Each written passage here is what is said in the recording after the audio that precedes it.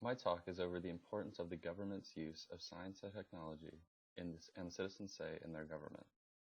In each of the three novels, this topic is the focus. My paper will aim to explain how a government can abuse these ideas using the novels and other sources. Each book's major themes discuss the importance of science and technology in a society. They discuss the impact, whether it be positive or negative, of a government using science and technology. In my paper, I use these fictional realities to show that a government can abuse their power over their people. I think that they help to perfectly convey my point. The use of science and technology by a government should be done in a way that benefits the citizens, while allowing them to have a say in how that technology is used. This topic is important because it pertains to everyone, especially in today's day and age. People today are very dependent on their phones and laptops, etc. So much so that we have to start becoming aware of the dangers of it in our society. Technology has many pros, but also many cons. In these novels, and even in real life, governments can abuse their power using advanced science and technology. When this happens, it's the citizens that suffer.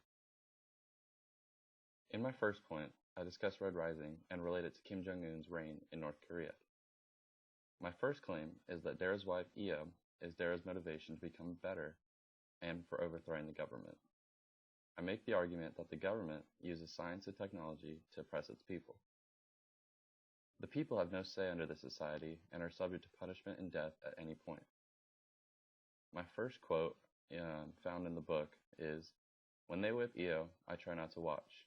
As the 13th lash falls, as I mumble for her not to do it, Eo stares into my eyes. One last moment, and then she begins her song. For this, they will kill her." Brown 41. Much in the same way, Kim Jong-un abuses his power over his people and sentences people to death for alleged crimes because he holds the power to do so. In my second point, I talk about a society that stands up to its oppressive government by going against what is the norm. My second claim is that Bernard's refusal to conform to society makes him an outcast. My quote by Huxley is, "By this time, the soma had begun to work. Eyes shone, cheeks were flushed. The inner light of universal benevolence broke out on every face in happy, friendly smiles. Even Bernard felt himself a little melted." Huxley, 81. The argument that the government abuses its use of science and technology in order to assert its dominance over the people stands true here. I relate the society's use of soma to the pressing matter of the drug war in the U.S. In the novel, the government introduces soma to society, and the society becomes dependent on the drug. In the U.S., the use of everyday drugs from caffeine and alcohol are the drugs people become addicted to. Though the government isn't directly responsible for it, they don't do much to prevent it. My final point argues that in 1984, Winston represents society's attempt to break free from its bonds, which is Big Brother, but ultimate failure to do so.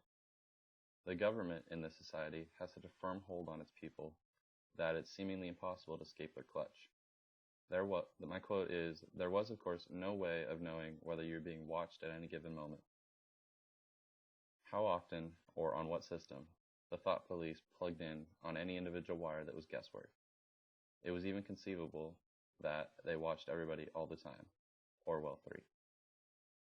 My final point argues that in 1984, Winston represents society's attempt to break free from its bonds, which is Big Brother, but ultimate failure to do so.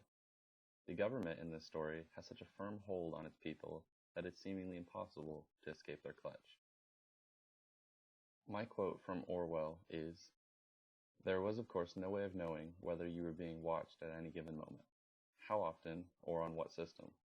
The thought police plugged in on any individual wire was guesswork. It was even conceivable that they watched everybody all the time." Orwell 3. Big Brother's use of cameras, child spies, and thought police in this novel, watching any citizen's every move, violates the right to privacy, as well as the government-citizen relationship.